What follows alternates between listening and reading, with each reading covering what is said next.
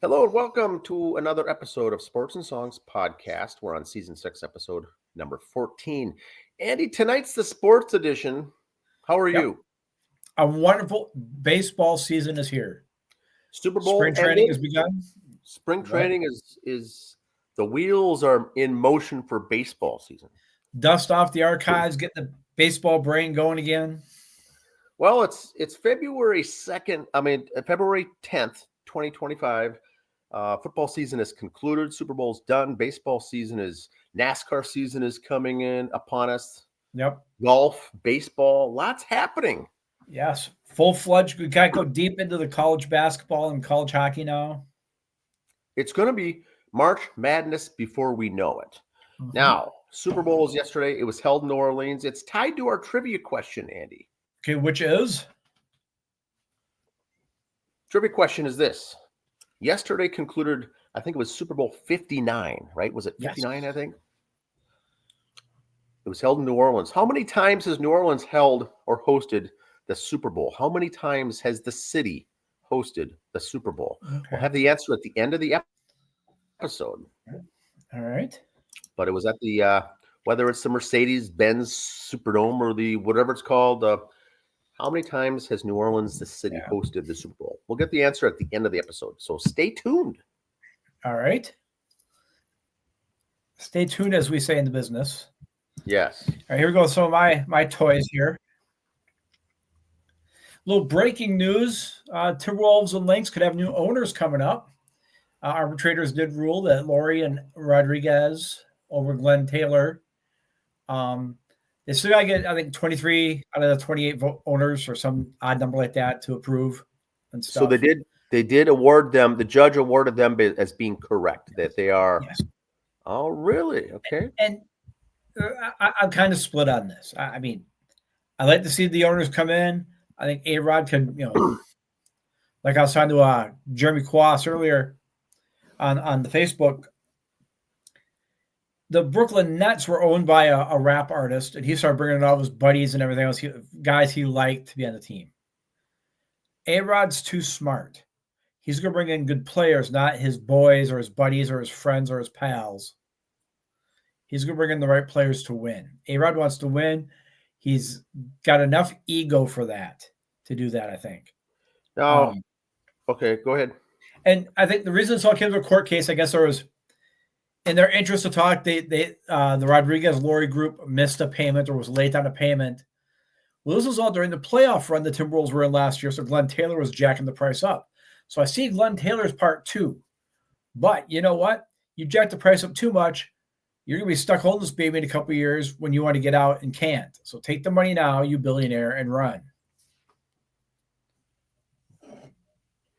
Yes. It's all good stuff. It's very interesting. I'm glad it's just at least moving along.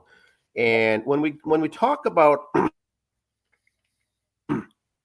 professional sports franchises, there is some confusion as far as the roles that individuals play. So you said earlier, big names, big players, good players, bad players. That's typically the general manager makes those decisions, right? They'll bring in, let's go get these guys. Let's do a trade for this player. Let's draft this guy. Yep. The coach, the head coach or the manager, all they can do is really play the players that they're given to them from the general manager. The owners own the team. They run the business. They own the team. They're not getting players. They're not saying who to start in the lineup, which free agent we should get. They're having influence on those things, possibly. Yes. Some teams more than others. But strictly speaking, as an owner, you're still running the financial business. You're not really having anything to do with the players on the court, the managers, things like that. You're hiring those general managers. Yep. But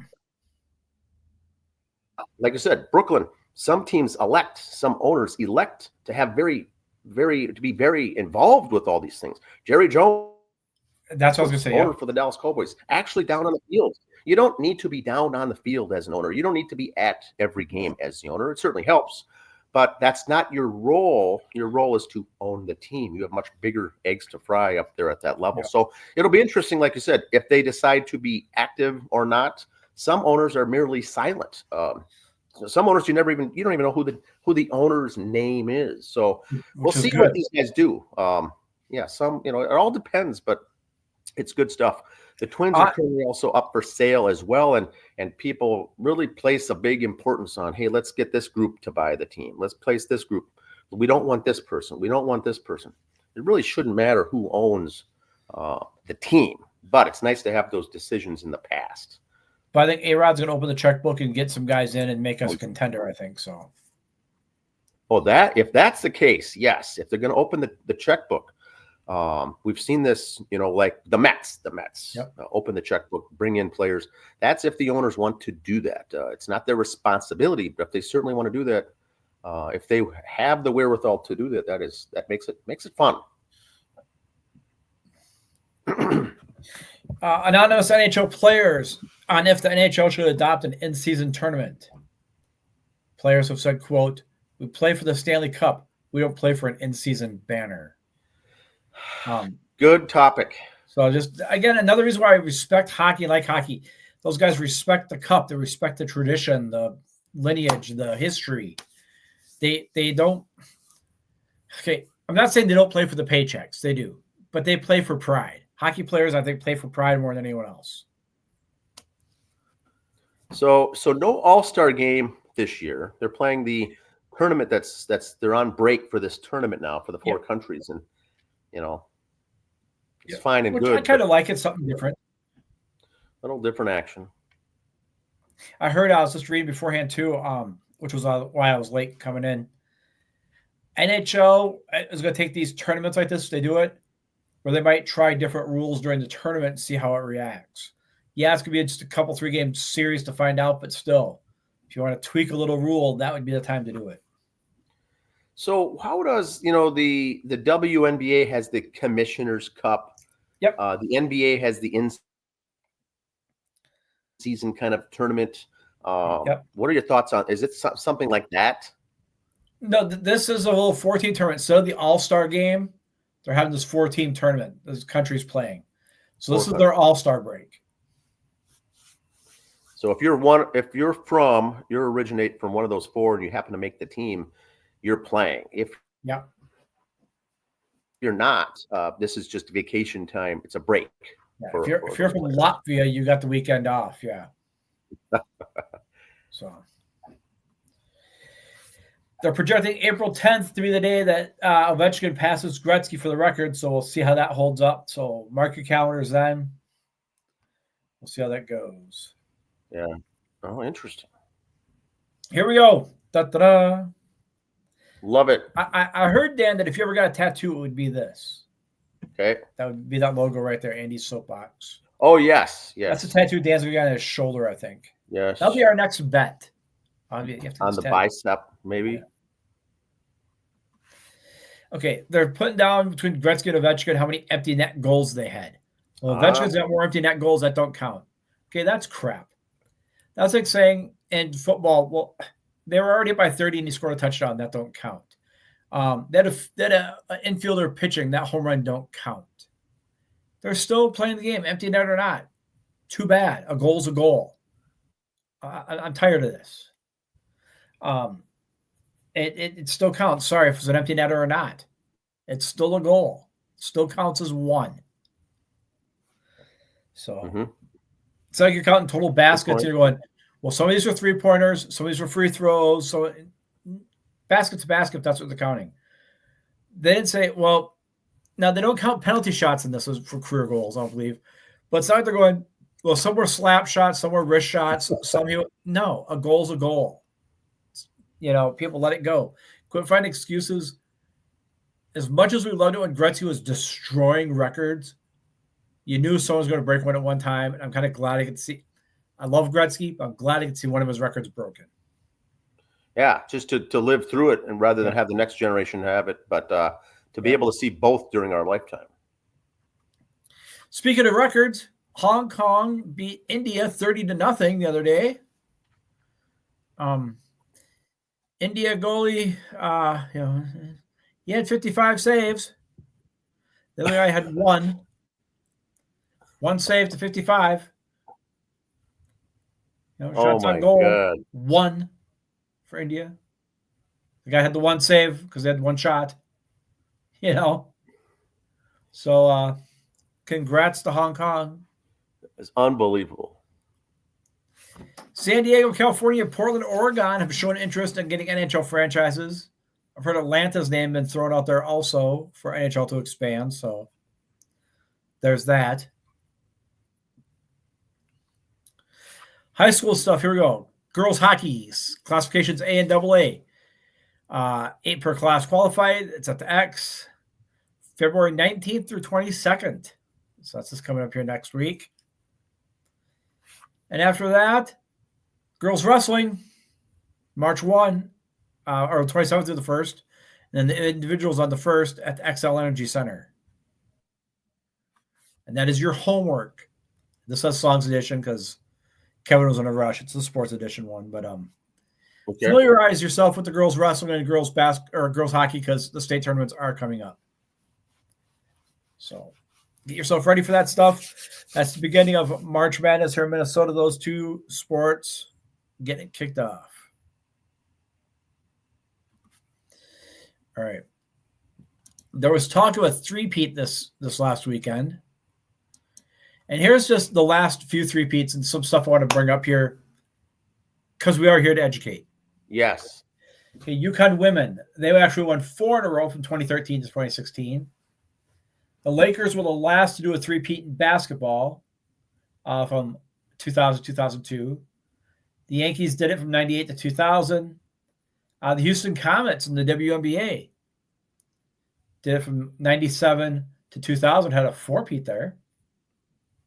The Islanders in hockey had 4 in a row from 80 to 83, including a 4-1 series over the North Stars in 81. UCLA won a few of them there back from 67 to 73. The Packers from 65 to 67. And now here's where we're here to educate. Oh, and the Gophers from 34 to 36 for the last college football team. Okay, the Packers. You say, no one's ever got a three-peat, Andy. You're wrong. No. First of all, never say I'm wrong. Never. No. They just changed the name of the game to the Super Bowl. The NFL championship, the Packers won 3 NFL championships in a row. 65, then 66, 67 were called the Super Bowl, but they won 3 in a row. You could say, the Lakers, they won 3 of the NBA Finals in a row, but the last team to win 3 NBA championships in a row was the Celtics. No, it's still, they just, for media sakes, changed the name to Super Bowl. Yes, it was Super Bowl 59, but they've had multiple NFL championship games. Changed to Super Bowl after the AFL merger. So, still the same game. They just gave a different title. Even 59 years ago, they were worried about marketing for it. So, there. You're educated.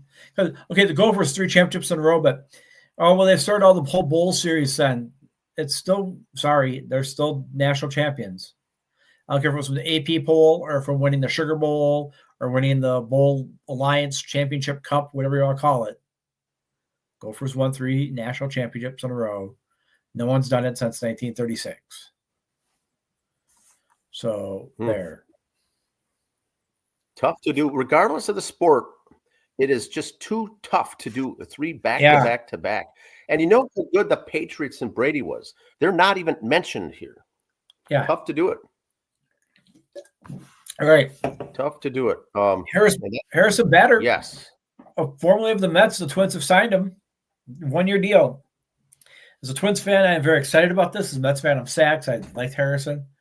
Harrison's a good gutty player. He'd have been a good TK guy, I think. I saw one stat yesterday because Harrison plays the outfield. He plays center field. Buxton's missed as many games as he's played in his career. So having a good guy like this to fill in for I'm going to say it, when Buxton gets injured this year, it's his MO. Here's a guy to fill in. Or if Buxton's going to DH, this guy could fill in the outfield. Is he going to get us the world championship, this player? Not going to say he's the reason we win it, but it's guys like this that help you win it. That fill-in guy, that fourth outfielder, that long relief pitcher, that setup guy, the unsung heroes. You need some of those. Mm-hmm. Again, is he going to be the reason we win the world championship? The Twins win the world championship this year? He's not the reason. He's going to help a lot. But with him gone, that freed up money for the Mets. I said, no, I'm kidding. It didn't free up money. The Mets signed Alonso afterwards, finally. Nice. Like we said before, we're talking about it as a two-year deal with an out after 1 year, which is his Scott's his agent's MO again. Sign these 1 year outs, and sometimes it helps. Helped with Blake Snell. Helps sometimes it doesn't. But got me thinking, okay, they signed Pete for a lot of money for 2 years. What's the catch? Rumor is he will be traded with Jeff McNeil to the Blue Jays for Vlad Jr. This is a proposal going out. There's a lot of, even after Pete was signed, they're like, oh, if they should sign Pete. So there's a lot of talk about getting Vlad Jr. here. Maybe you have to sign and trade. We'll see. Spring training has started. Doesn't mean you can't still make a trade. It was kind of late. I don't know how it's going to work. In my opinion, the Jays don't even need to throw in a pitcher. Alonso and McNeil for Vlad Jr. I love McNeil. I love Pete, but this was a trade I would pull if I was the Mets. Now, Andy, correct me if I'm wrong, but last year that Vlad Guerrero was mentioned a lot in the trade. I don't see him with the Blue Jays. There's something missing there. So wrong. He's just signed this and year. So if that, I could see this. I could see him going to the Mets. Yeah, I can see it. A lot of talk about games played, games not played. Guy for the Angels there. He's missed 257 games during his contract. He's played in 257 games in 4 years. Ted Williams, or 5 years, 20 to 24. Ted Williams in 5 years played in 300 games, only 43 more. Oh, wait. Ted missed 3 seasons fighting in the war.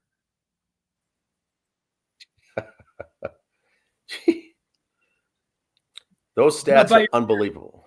Not only did he miss 3 years to fight in the war, he still played 43 more games than you. So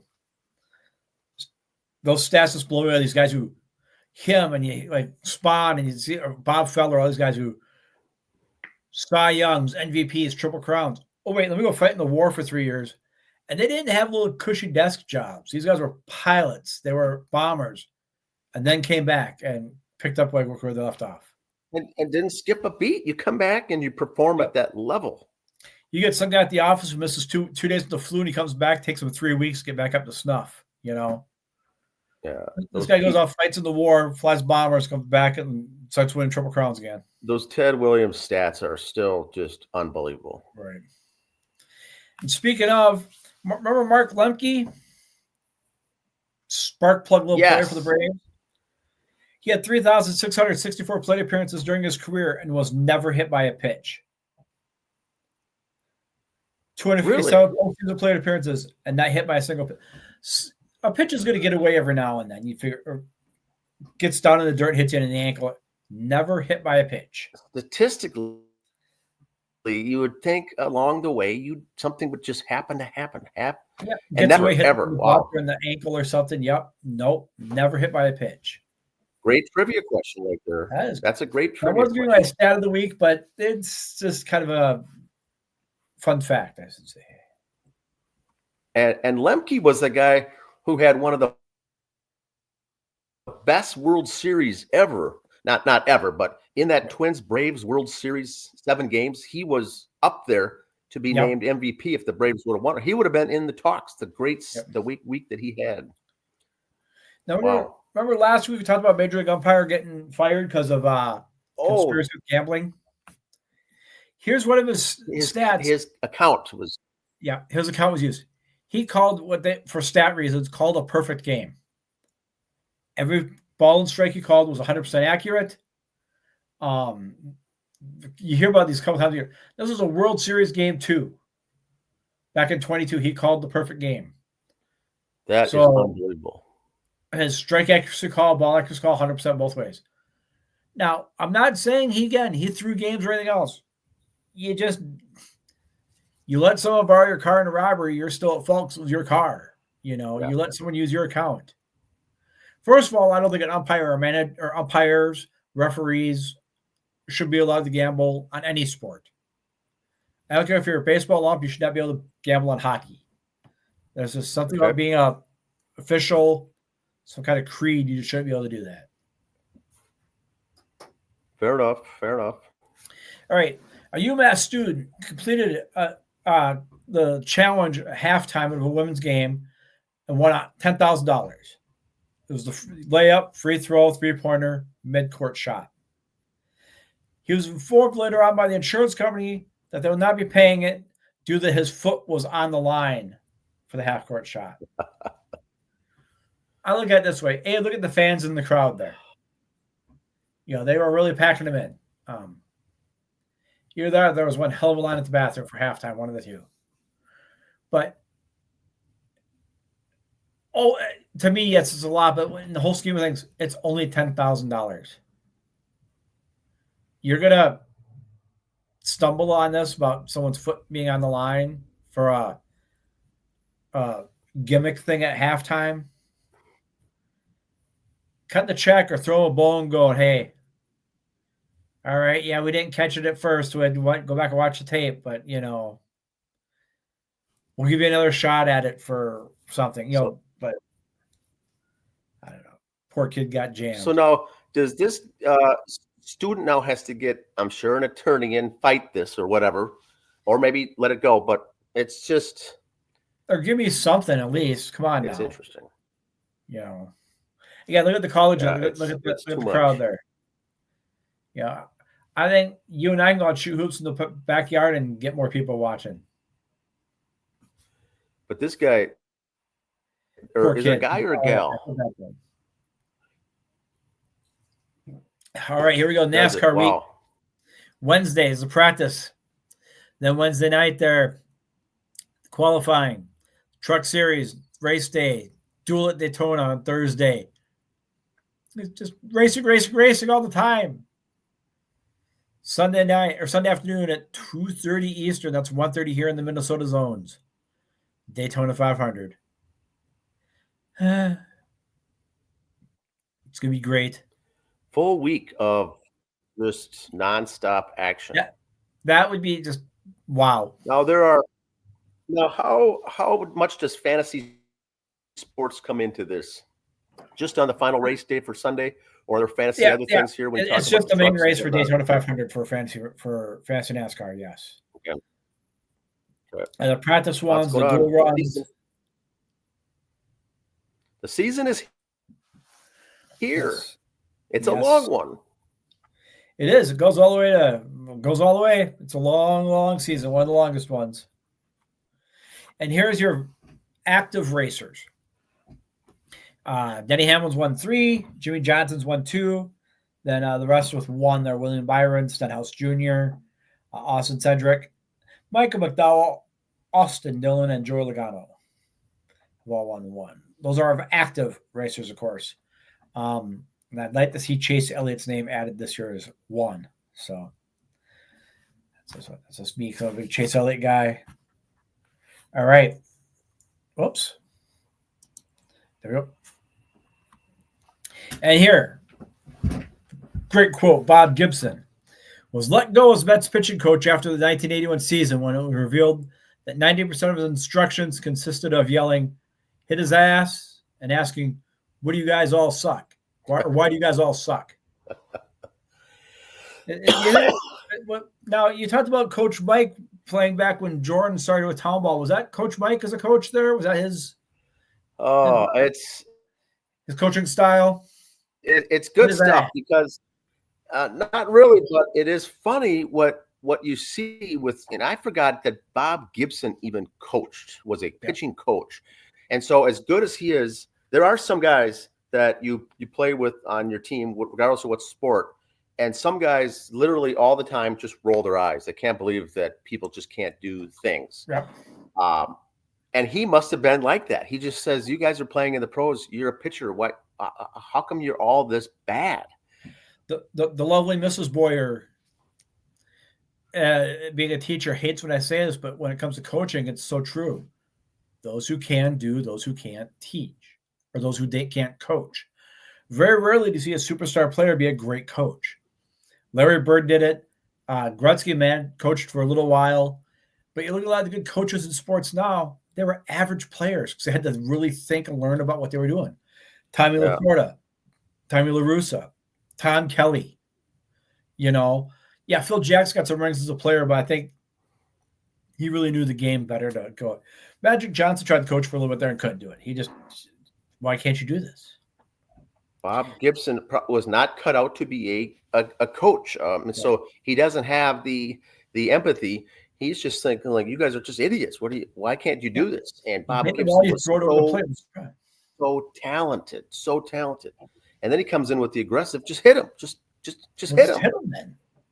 And so it's a philosophy. That's a different era. 1981 was very different than when he played. But it's just amazing. Great athlete, yes, but probably trying to fit a square hole into a square into a whole peg. It's not going to fit. And you think a lot of sports, a lot of catchers are making good managers right now. Bobby Brenly, Mike Scioscia was a good manager. I got the Angels to the World Series, because you got to really think and know.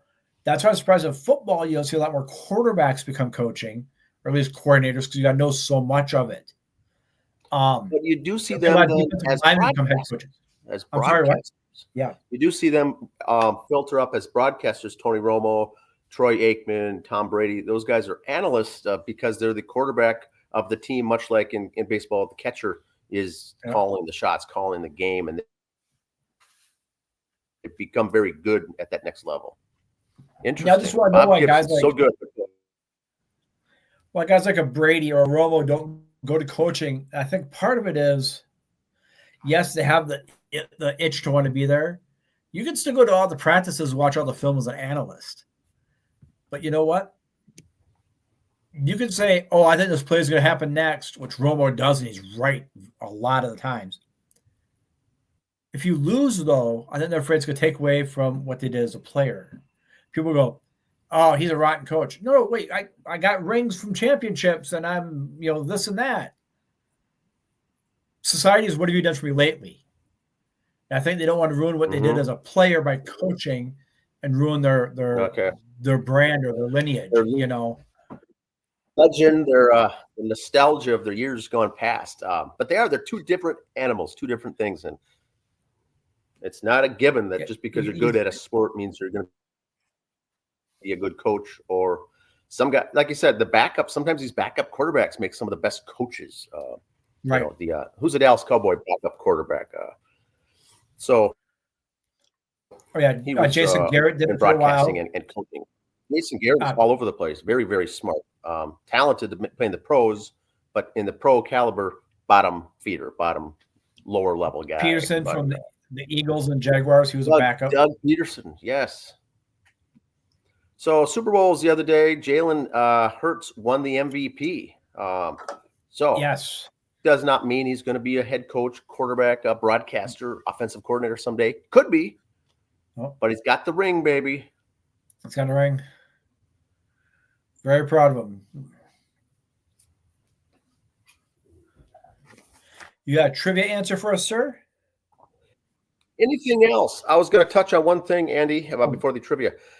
High school girls hockey. So the sections are going to be, the section finals are coming up this week. Of the two classes, 2A and 1A, all those finals are set for either the 12th this week, the 13th, the 14th, the finals. You lose, you're done. You win, you advance. You're going to state. There are three sections that still has the semifinal matches yet this week, the semifinals. So there's still four teams left in the section. And so those will be taking place. I think all those are tomorrow. Then they'll get to go to the finals. And then this week there'll be the champions in the sections will be set. 8 teams in A, 8 in AA. Brackets will be announced, and that kicks off next week. So a lot of good teams. And what I did today is went through the top 10 rankings to see how many the teams are left here as we go on, and we'll have more coverage on that next week as far as how they're going to line up, who they're going to have to face off when the brackets get announced. That's all I've got there for that. Trivia, the answer. Let's start off with the trivia question. The question was, how many times did the city of New Orleans, Louisiana host the Super Bowl? Not the championship, not the NFL like we talked about earlier, not the AFC title games, but the actual Super Bowl. Minnesota hosted it twice, once in the Metrodome in 92 and then recently at US Bank. And that those are big deals. But how many times has the city of New Orleans? It's got to be a lot, because I remember as a kid, it seemed like it was either in Miami, Tampa, or New Orleans all the time as a kid, you know? Okay.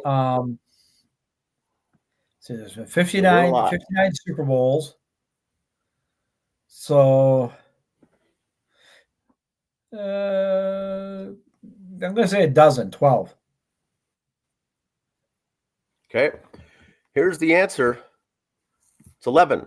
11 times the city of New Orleans has hosted a Super Bowl. And here's the breakdown. First three were at Tulane Stadium, still in New Orleans, but at the college campus outdoors. The Vikings lost 2 of their Super Bowls in 3 of those 3 games in the early 70s. Then they moved to the Superdome. I'm not going to get into semantics as far as what it's called or the naming rights, but Superdome, 11 times the city. And just think of the money and the revenue it brings in. This covers 6 decades, Andy. I mean, for a while, I was right. 78, 81, 86, 90. I mean, they were having it every couple, 3 years. 4 times in the 70s they hosted. And like you said, Andy, right on the money, those 3, cities in the South always hosted. Yes. And now you get a random one in Detroit or Minneapolis, but those Superdome has always been there. 70s, 80s, 90s, 2000s, 2010s, and 2025. 6 decades. That's a remarkable stat. I looked it up. I didn't know if that stat existed, but I was surprised. So the answer is 11 for anyone who didn't. Yeah, only twice in the 90s in there. That's not bad. Good stuff. Good stuff. A lot of history there. That's all I've got for sports. Like I said, the pitchers and catchers are going to be reporting this week. And so, like, for instance, the Minnesota Twins, I think it's Wednesday. Then full workouts with the team is Monday. Each team has got a little different dates, but yep. Some guys have started showing up already, getting their rooms ready and this and that. Yes. The Cubs have already officially reported. Some guys, as you know, they've been down there already for a week or 2 working out. It's just not the official ones, I'm sure things were open that we could have gone down there last week if you wanted, which some guys did.